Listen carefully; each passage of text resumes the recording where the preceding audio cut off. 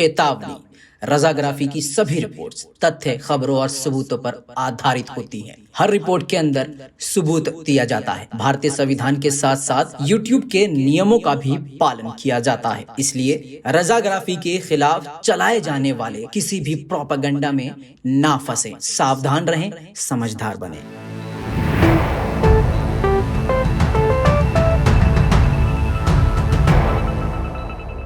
सलाम, नमस्ते, सत श्री अकाल। मैं हूं रजा और आप देख रहे हैं दोस्तों रजाग्राफी।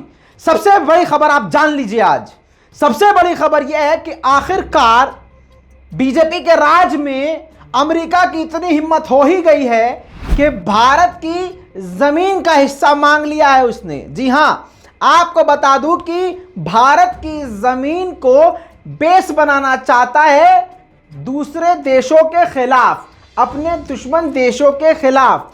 दोस्तों, आपको बता दूं कि भारत के अंधभक्त हमेशा अमेरिका को अपना पिता मानते हैं, वरना सच्चाई यह है कि भारत के लोग कभी किसी को ना माने, मतलब किसी के आगे ना झुके। लेकिन इन भाजपाइयों ने और अंधभक्तों ने हमेशा भारत का सर अंग्रेजों के आगे झुकवाया है।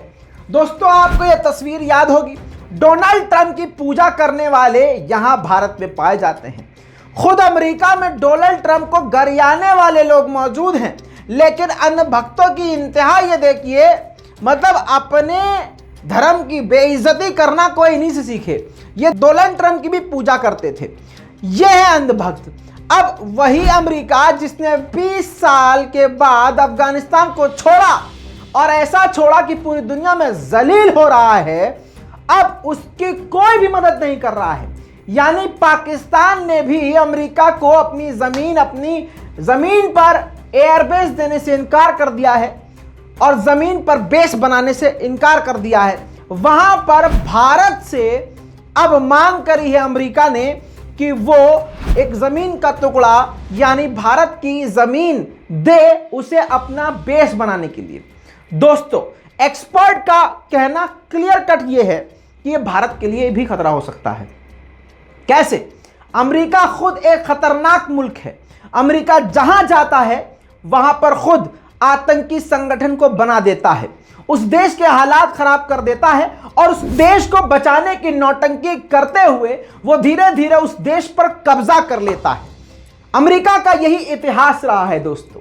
ऐसे में अब भारत की जमीन उसने यह कहकर मांगी है कि वो आतंकवाद पर नजर रखेगा, जबकि अमेरिका ही आतंकवाद का सबसे बड़ा बीज बोने वाला मुल्क है।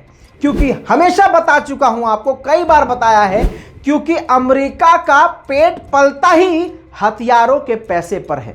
हथियारों का सबसे बड़ा बिजनेस ये इजराइल और अमेरिका करते हैं दोस्तों। इसीलिए अमेरिका पूरी दुनिया में कहीं नहीं चाहेगा कि शांति हो। दोस्तों, ऐसे में भारत से उसने काफी बड़ी डिमांड कर दी है। हालांकि अब जेन्युइन बात समझ लीजिए, जो हमारा संविधान है, जो हमारा कानून है, जो हमारा रूल है, उसके हिसाब से आपको बता दूं कि विशेषज्ञों ने कहा है कि नई दिल्ली ये बिल्कुल भी इजाजत नहीं दे सकती, यानी हमारा जो कानून है, हमारा जो संविधान है, वो इस चीज की इजाजत नहीं दे सकता कि किसी दूसरे मुल्क को अपनी जमीन किसी दूसरे मुल्क के खिलाफ दी जाए। जी हां दोस्तों, अब देखना यह है कि भाजपा सरकार अपने यारी को और अनभक्ते के बाप को क्या जवाब देती है, क्योंकि अब मामला खराब हो जाएगा। क्योंकि जिंदगी भर अमेरिका पापा, अमेरिका पापा, अमेरिका पापा करने वाले भाजपाई और अनभक्तों को अब अमेरिका ने लाइन में लगा दिया है। अगर इस वक्त अमेरिका की बात ना माने भाजपाई, तो अमेरिका धुतकार देगा इनको।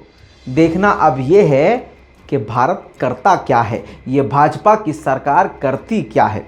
हालांकि नई दिल्ली का सीधा सीधा ये कहना है कि ऐसा हमारे कानून के खिलाफ है, ये हमारे संविधान के खिलाफ है। हम अपनी ज़मीन को किसी भी मुल्क के खिलाफ इस्तेमाल होने नहीं दे सकते। दोस्तों, कंधार में ज़बरदस्त प्रोटेस्ट हुआ है तालिबान के खिलाफ, क्योंकि तालिबान ने हजारों लोगों को धमकी दी थी कि आप अपने घरों को 9 दिन के अंदर छोड़ के यहां से निकल जाओ वरना अच्छा नहीं होगा। उसके खिलाफ हजारों लोगों ने, जिसका अनुमान बताया गया है, लगाया गया है 3000 लोग सड़कों पर उतर आए और जबरदस्त प्रदर्शन किया। वीडियो आपके सामने।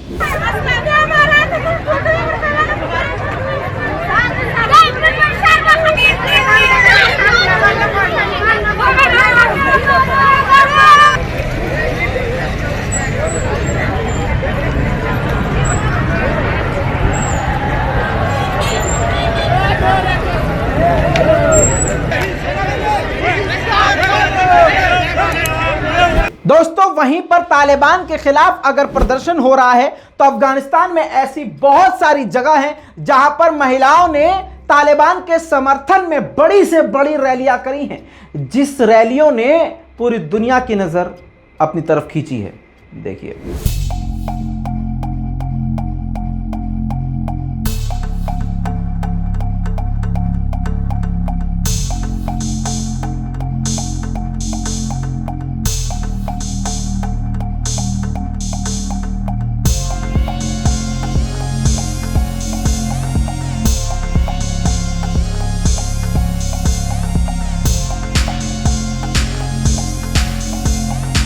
दोस्तों, मैंने कल की रिपोर्ट में आपको एक छोटा सा अपडेट दे दिया था कि पुतिन जो है इस वक्त आइसोलेशन में है क्योंकि उनके कैबिनेट के कई मंत्री नेता जो हैं कोरोना पॉजिटिव पाए गए हैं। ऐसे में ताजिकिस्तान पहुंचने वाले थे व्लादिमीर पुतिन, जो कि अब नहीं पहुंच पाएंगे।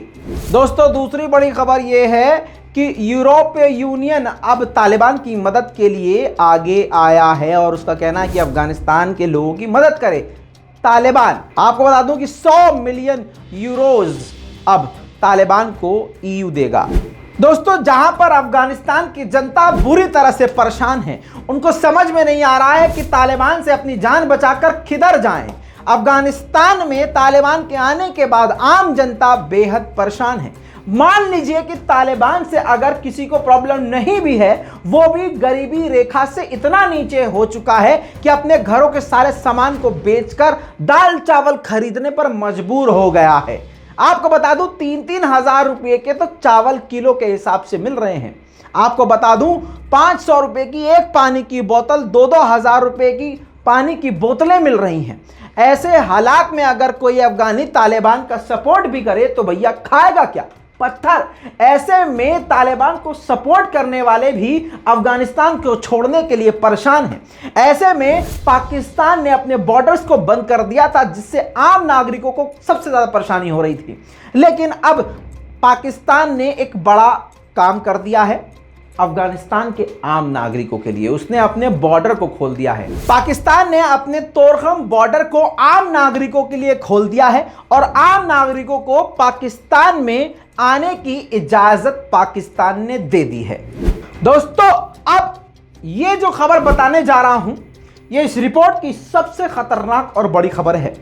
यह खबर इतनी बड़ी है कि इसके लिए मैं अलग रिपोर्ट बना सकता था, लेकिन आपको इसी में बता रहा हूं।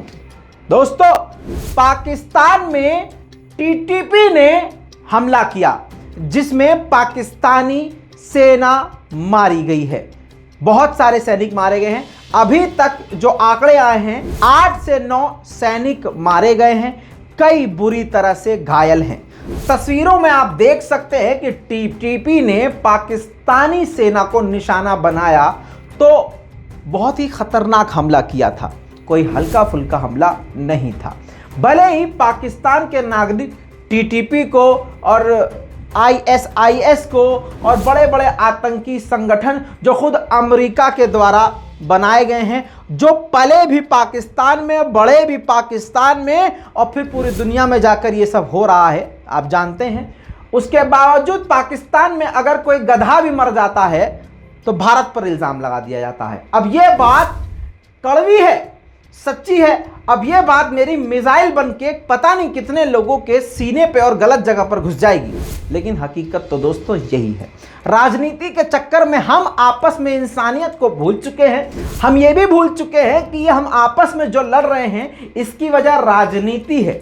वरना बॉर्डर के उस तरफ भी इंसान है, बॉर्डर के इस तरफ भी इंसान है। उनकी भी भाषा हमारी जैसी है, हमारी भाषा भी उनकी जैसी है। हम सब एक हैं, हम सब एक हैं। इसके बावजूद हमें लड़वाया जाता है। क्यों?